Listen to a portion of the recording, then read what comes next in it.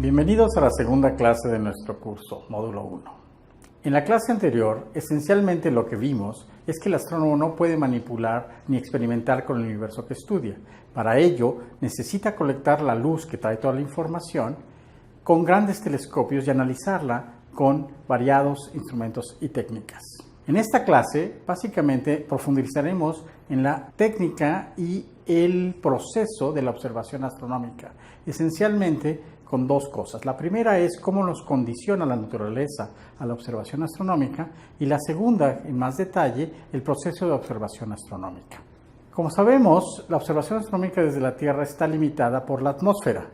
La atmósfera es el primer condicionante de la observación astronómica y determina, junto con los detectores y las técnicas de detección, a las distintas bandas del espectro electromagnético. Los efectos de la atmósfera en la observación astronómica son variadas.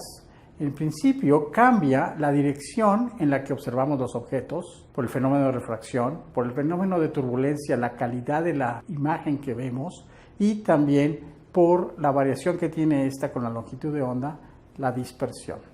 También tiene efectos en la intensidad y también tiene efectos en el brillo propio de la luz que emite la atmósfera. Entonces es fundamental entender todos estos procesos para poder hacer el tratamiento apropiado de la observación astronómica.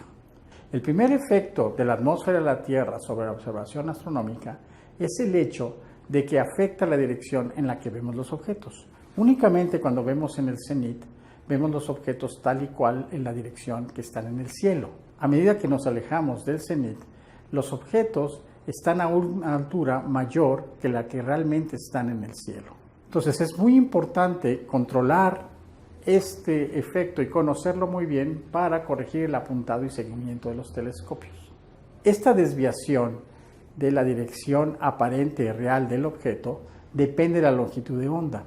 A esta dependencia de la longitud de onda le llamamos dispersión atmosférica, es decir, los distintos colores de los objetos se elevan más o menos dependiendo de la longitud de onda. Este efecto es muy importante cuando queremos analizar y colectar todas las longitudes de onda de un objeto en una apertura finita, como es en el caso de la espectroscopía, donde tenemos una entrada muy delgada de luz, que veremos más en detalle adelante, y si no colectamos los distintos colores dentro de esta apertura debido a la dispersión atmosférica, vamos a perder luz de manera residual en los distintos colores. Hay dos soluciones. La primera solución es orientar nuestra apertura en la dirección en la cual la atmósfera dispersa a la luz, que siempre es hacia el cenit, y la segunda es hacer un instrumento que corrija por ella.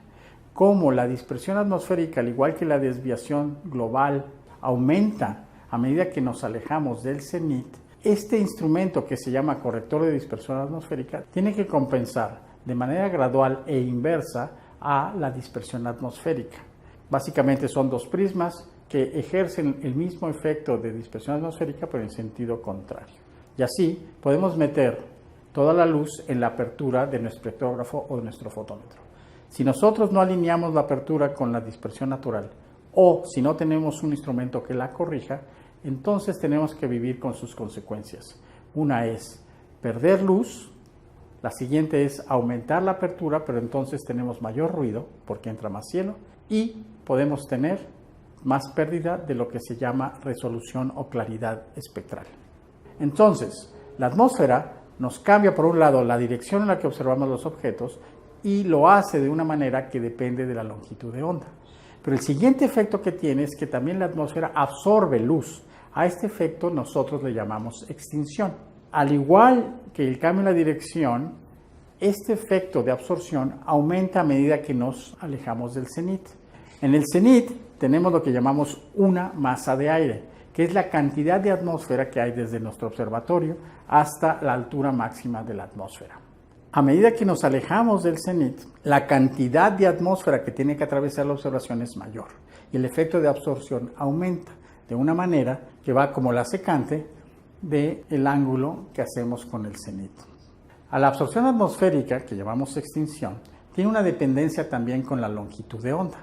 Se debe básicamente a la difusión de Rayleigh que es debida a las moléculas del aire que dispersan la luz en todas direcciones. Entonces perdemos luz que viene directamente porque se va a iluminar en el cielo en las otras direcciones.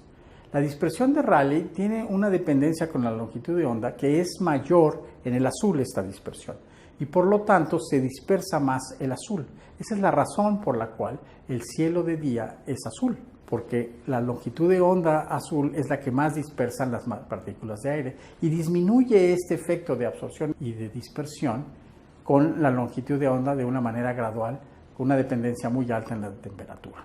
Va como el inverso de la longitud de onda a la cuarta potencia. También, las partículas en la alta atmósfera absorben de una manera que es distinta a la dispersión de Rayleigh.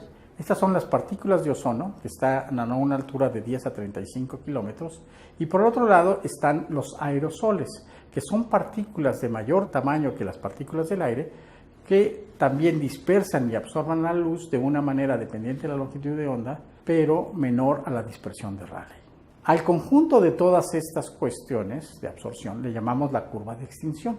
Sin embargo, es peligroso utilizar a la extinción media porque el efecto de todas estas partículas de ozono, aerosoles y de dispersión de Rayleigh varía a lo largo de una noche y durante distintas noches. También depende de las condiciones ambientales. Cuando hay una erupción de un volcán en un lado del planeta, aumenta la extinción y es notoria en los distintos observatorios.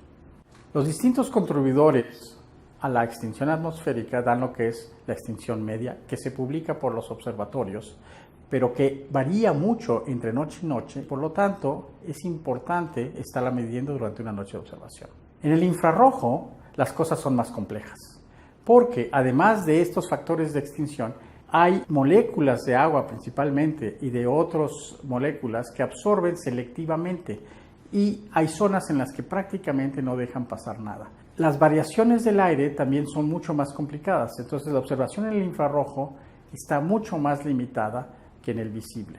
El siguiente efecto sobre la observación astronómica de la atmósfera es la turbulencia, que determina qué tan prístinas pueden ser las imágenes que detectamos de los objetos. La turbulencia varía con longitud de onda y hay una escala a cada longitud de onda en la cual podemos determinar los paquetes de aire que crean la turbulencia. Entre más grandes sean estos paquetes, más estable es la calidad de imagen.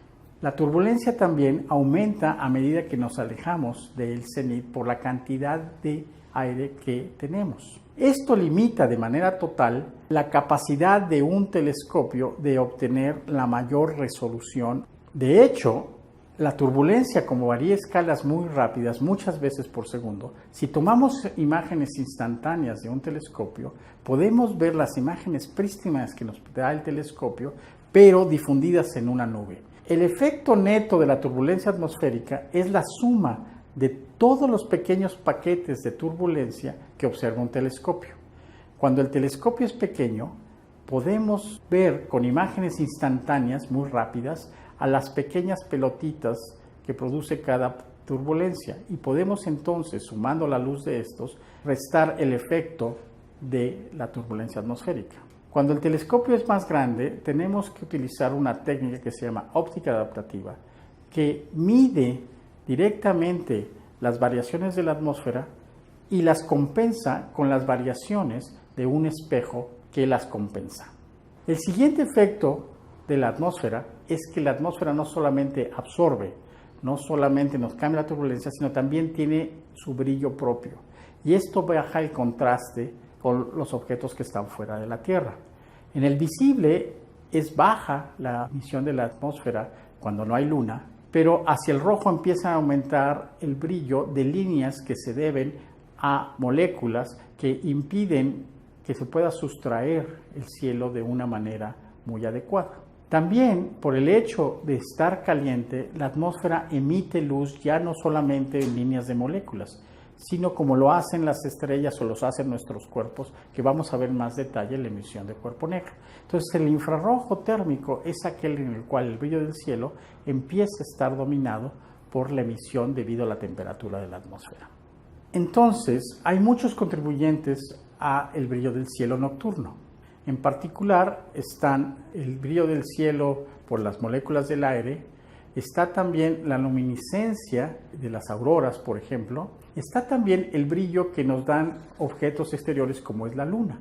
Cuando la luna es llena, de hecho el cielo nocturno es como un día pero menos brillante. Entonces la emisión del cielo en el azul se suma a la emisión de las líneas que habíamos comentado antes. El siguiente contribuyente al brillo nocturno es artificial y es lo que llamamos contaminación lumínica. La luz de las luminarias que utilizamos en las noches en los pueblos y ciudades, mucha de ella realmente se emite hacia arriba o se refleja del cielo. Las nubes, de hecho, dispersan esta aún más y puede aumentar el brillo del cielo muy significativamente. Por eso es muy importante que los observatorios se encuentren lejos de las ciudades, pero también es importante el tipo de iluminación con que se iluminan las ciudades, no solamente que esté bien dirigida, sino también por el tipo de materiales o de lámparas que utilicen. Porque en el espectro que vamos a ver nosotros en el brillo del cielo, va a ser sumado al de la luna, las líneas telúricas, más las líneas de emisión de nuestras lámparas. Lo importante es tener luminarias que emitan poco térmicamente y que solamente tengan unas cuantas líneas de emisión para afectar lo menos nuestra observación del cielo nocturno. Por los efectos naturales que tenemos en contra de la observación astronómica, es muy importante la elección de los observatorios. Tienen que ser sitios altos, secos, alejados de las ciudades y con baja turbulencia. En México tenemos varios sitios astronómicos con observatorios de alta calidad. El primer gran observatorio se encuentra en el Cerro de la Negra y tiene un gran telescopio en ondas milimétricas. Las ondas milimétricas no son tan afectadas por la atmósfera como lo son en el infrarrojo y en la luz visible. En este mismo sitio existe un gran observatorio de rayos gamma, que es totalmente distinto como manera conceptual a un telescopio común. De hecho, el detector es la atmósfera misma y las emisiones residuales de cascadas de rayos gamma se detectan en grandes tanques de agua. Hay pocos sitios privilegiados para la observación astronómica en el mundo. En México tenemos uno de ellos, y la mayor cantidad de grandes telescopios se encuentran en estos sitios. Este observatorio es en San Pedro Mártir, es un sitio muy oscuro, muy alto, es la primera cordillera después de un gran océano, por eso la turbulencia es muy baja, está alejado de grandes ciudades, entonces la turbulencia, el brillo del cielo y el número de noches despejadas es muy alto, por eso es uno de los grandes sitios. Este es el último de los sitios privilegiados en el mundo para la exploración astronómica que todavía está por tener grandes telescopios. Estamos desarrollando muchos proyectos, en particular un telescopio de 6,5 metros para aprovechar mejor el sitio. Y finalmente concluiremos esta clase recordando grandes telescopios que están actualmente en desarrollo. Principalmente son 4, el gran telescopio sinóptico, que es una cámara de 8 metros, y hay 3 gigantes, un telescopio de 24 metros, un telescopio de 30 metros, ambos llevados por instituciones norteamericanas, y los europeos están trabajando en el desarrollo de un telescopio de 39 metros. Con esto terminamos esta clase y en la próxima empezaremos a ver en más detalle el proceso de observación astronómica. Muchas gracias.